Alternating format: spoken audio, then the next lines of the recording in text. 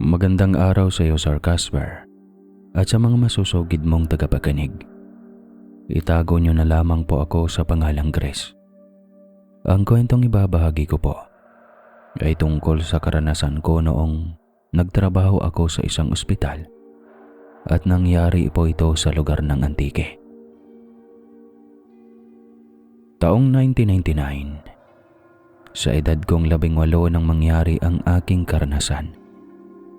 Isa akong nurse sa pribadong ospital nun. Ang sabi-sabi roon ay pinamumugaran daw umano ng mga elemento ang ospital na yon. Kaya marami raw ang namamatay na mga pasyente at ang mga nurse na natitibuhan naman ay kinukuha ng mga engkanto at dinadala sa kanilang mundo. Ngunit ang lahat ng iyon ay hindi ko pinapaniwalaan. Iha, bago ka lang dito sigurado ka bang magtatagal ka rito? Sambit ng matandang lalaki na pasyente ko. Opo naman, tatang.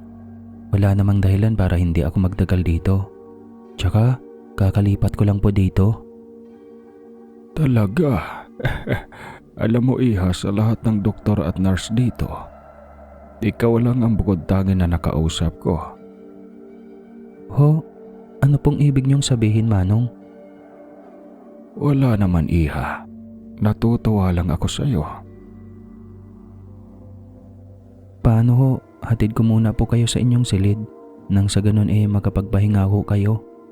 Pag-aya ko na lang dito. Sige, Iha. Sagot nito. Dinala ko na ito sa kanyang silid at pagkatapos ay inaasikaso ko ito hanggang sa paghiga. Pagkatapos ay nagpaalam na ako na lalabas na. Agad naman itong pumayag. Pumunta ako sa nurse station. Wala nang tao roon dahil gabi na. May iilan man akong kasamahan roon ang naka-duty, ngunit ang mga ito ay abala sa pag-uopera sa isang nag-aagaw buhay na pasyente. Abala akong nag-aasikaso ng mga papeles nang may biglang nagsalita sa aking likuran na ikinagulat ko. Mari mo ba akong tignan? Wika ng isang boses babae. Ginulat niyo naman ako. Sige ho, umupo kayo. Interview po muna bago check up. Sagot ko. Sige, Iha. Sagot nito. Ano ang pangalan niyo? Saan po ba kayo nakatira at sinong kasama niyo? Ang pangalan ko ay Anita. Nakatira ako sa Biringan at wala akong kasamang pumunta dito. Ano? Teka lang po, Ale. Ginugood time niyo ba ako? Ano bang Biringan ang pinagsasabi ninyo? Tsaka paano po kayo nakarating dito kung wala kayong kasama? Kunot noong tanong ko. Huwag mo nang alalahanin pa, Iha. Ang gusto ko lamang ay tignan mo ko. Ano po bang karamdaman ninyo? May masakit po ba, lagnat, pagsusuka o iba pa? Tanong ko. Wala, Iha. Gusto ko lang suriin mo ko. Ano? Wala po kayong nararamdaman tapos susuriin ko kayo? Pasyensya na po, Ale. Hindi po kasi ako doktor. Pupunta po kayo sa ganitong oras ng gabi para mang good time. Mas mabuti pa pong magpahinga muna kayo ngayong gabi diyan sa may quarters room. Wala naman pong gaanong pasyente. Ipagpapaalam ko na lang sa mataas dito. Inis na sambit ko. Hindi, Iha. Ang gusto ko lamang ay suriin mo ako. Yun lang ang gusto ko. Pagpumilit pa rin ito. Napatampal ako sa noo ko sa isinambit nito, Sir Casper. Hindi ko alam kung nang iinis ba talaga ang babae dahil sa nakikita ko dito ay wala ni isang karamdaman akong nakikita sa kanya. Kahit naiinis at pagod ako ay sinuri ko nga ito at maayos naman ang lahat ng vital sign niya. Nakita ko ang pagngiti niya kaya mas lalo akong nainis, ngunit hindi ko na lang ipinapahalata. Wala naman kayong sakit, Ale.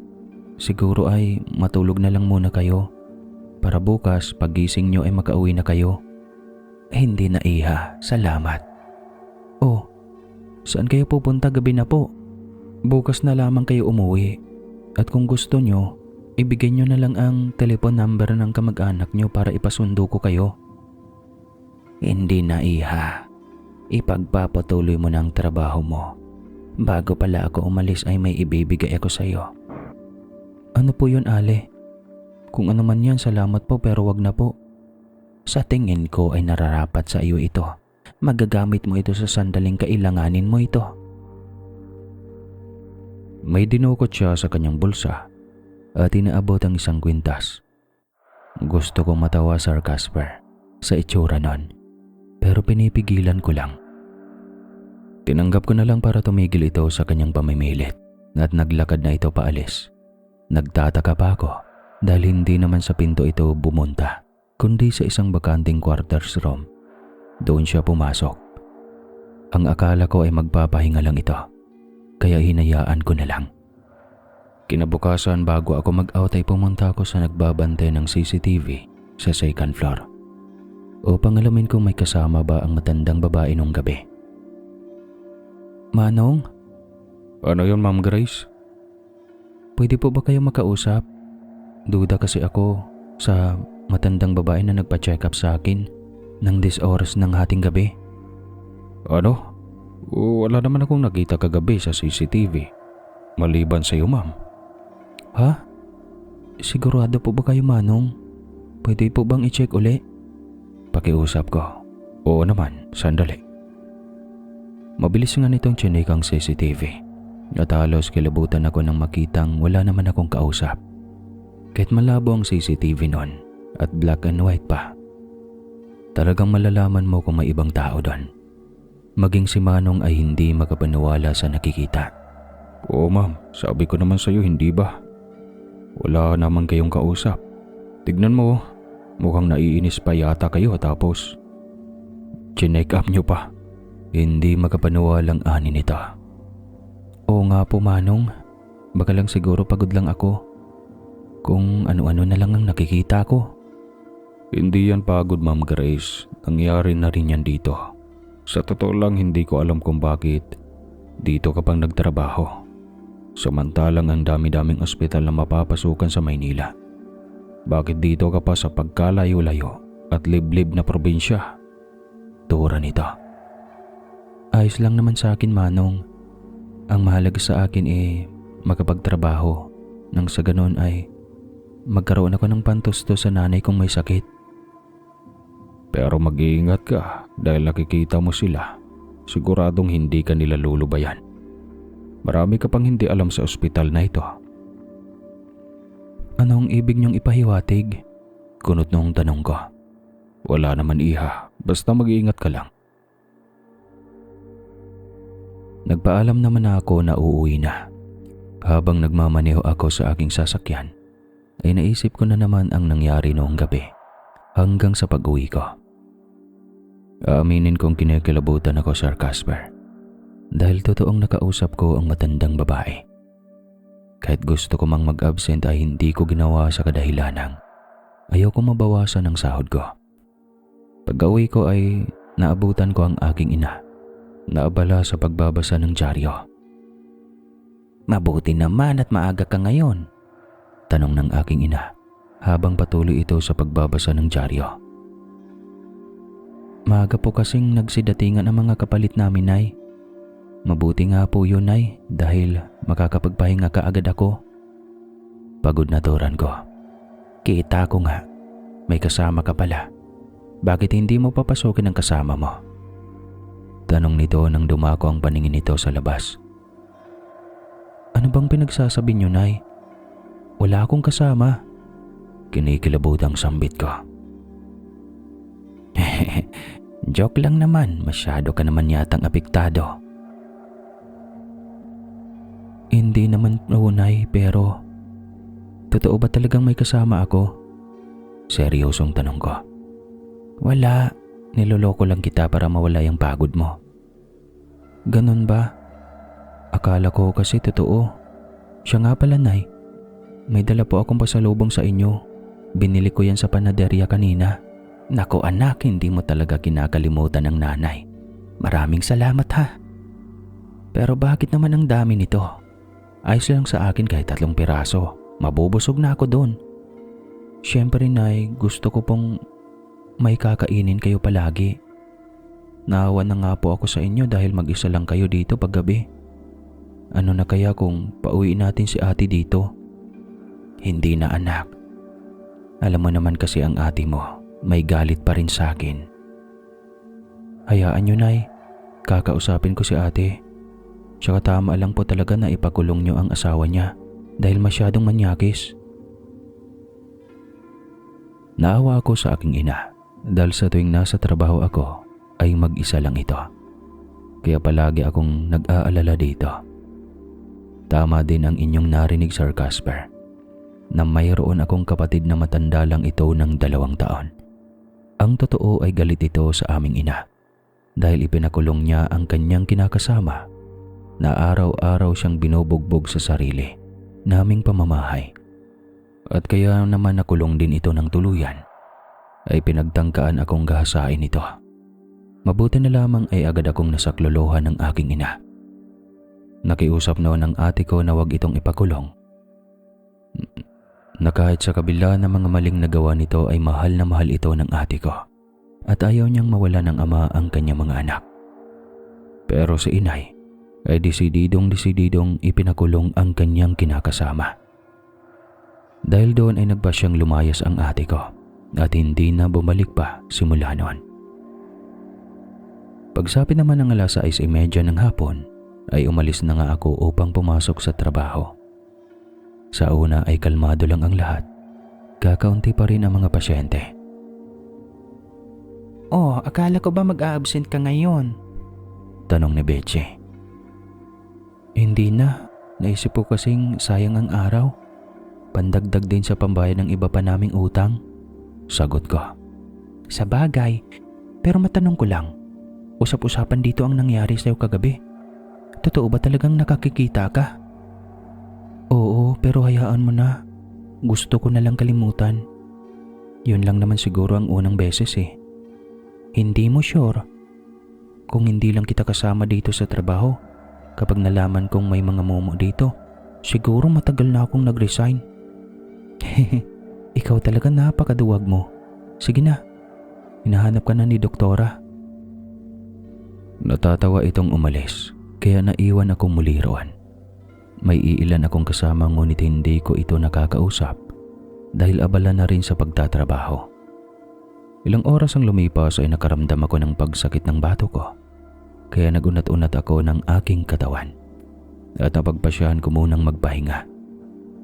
Maya-maya pa ay nakaramdam ako ng pagsakit ng puson ko, kaya tumayo ako upang tumungo sa banyo. Umakyat pa ako sa 2nd floor dahil sira ang banyo sa 1st floor. Dahil sakada sa sobrang paggamit, mabilis akong pumasok doon. Shit, bakit ngayon pa ako nagdadalaw? Grabe ang sakit na ng puson ko. Sambit ko sa aking sarili. Habang nagpapalit ako, ay nakarinig ako ng mga boses na tila pinag-uusapan ako.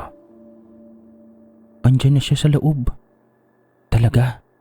Ano kaya kung isama na natin siya? Kasi ang sabi ni Tanda, nakakakita daw ang babae. Mabuti pa nga. Pero nakakaawa siya, wag na lang kaya. Ha? Hindi pwede. Magagalit si Tanda. Ang inutos niya ay dalhin natin ang babae sa kanyang mundo. Pero kawawa naman ang nanay niya kung mawawala niyan. Ganon talaga.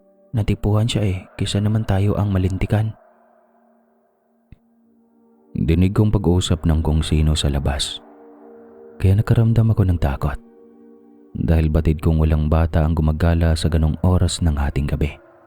Kaya naman pagkatapos ko ay lumabas ako. Ngunit ni isang bata ay wala akong nakita. Mama, Diyos ko, may maligno talaga sa ospital na to. Naluluhang sambit ko sa aking sarili. Habang tumatakbo ako, ngunit nadapa ako. At nakaramdam ako ng pagsakit sa aking paa. Sinubukan kong tumayo ngunit tila nabalian yata ako ng paa. Sabi ko naman kasi sa yung huwag tayong maingay, tuloy natakot siya. Sambit ang boses batang babae. Sino kayo? Pakiusap. Huwag niyo naman akong takutin. Please, maawa naman kayo. Gusto ko lang naman magtrabaho dito. Umiiyak na sambit ko dahil sa takot na aking naramdaman. Tara na, isama na natin siya. Sambit naman ng isang bata na boses lalaki. Lubayan niyo ako. Ani ko. Nagulat naman ako nang bigla silang lumitaw sa harap ko. Nanlaki ang mga mata ko at nangilabot dahil sa itsura ng mga nilalang na nasa harap ko. Kakaiba ang mga wangis nila. Ang tenga nila ay parang sanga ng kahoy na punong-puno ng mga dahon. Ang balat naman nila ay balat din ng kahoy. Parang nga silang bata at matatalim ang mga ngipin nila na kapag nakagat ka ay tiyak na mapuputulan ka. Pakiusap, lubayan ninyo ako. Maawa kayo sa akin. Ano bang kailangan nyo? Umiiyak na sambit ko. Sumama ka sa amin. Sasabihin sa iyo ni Tanda ang kailangan niya. Huwag kang mag-alala, hindi ka namin sasaktan. Tura ng boses babae. Nagulat ako nang bitbitin ako nila. Tila nanlamig ako dahil sobrang lamig ng kanilang mga kamay. Wala akong nagawa ng bitbitin at dalhin nila ako sa isang silid. Napakiwari ko ay nandoon ang portal kung saan sila nakakatawid sa aming mundo. Kahit anong sigaw ko ay walang nakakarinig hanggang sa hinigop kami ng portal at pagdilat ko ng aking mga mata ay naroon na ako. Asan ako? Ani ko. Nandito ka sa aming mundo, magandang binibini. Anong kailangan nyo? Bakit nyo ako dinala dito? Ikaw ay natipuhan ng aking ina. Gusto kanyang manirahan dito upang gawing prinsesa at maging parte ng aming pamilya. Ngiting sambit ng isang napakagandang babae. Naku, hindi po. May pamilya po kasi ako sa aming mundo. Kaya pakiusap, pakawalan ninyo ako. Ayaw mo ba ng kayamanan, kapangyarihan at kalayaan? Hindi ka na maghihirap pa sa kakatrabaho? Hindi na bali. Kontento na ako sa buhay ko. Masaya akong kasama ko ang aking ina.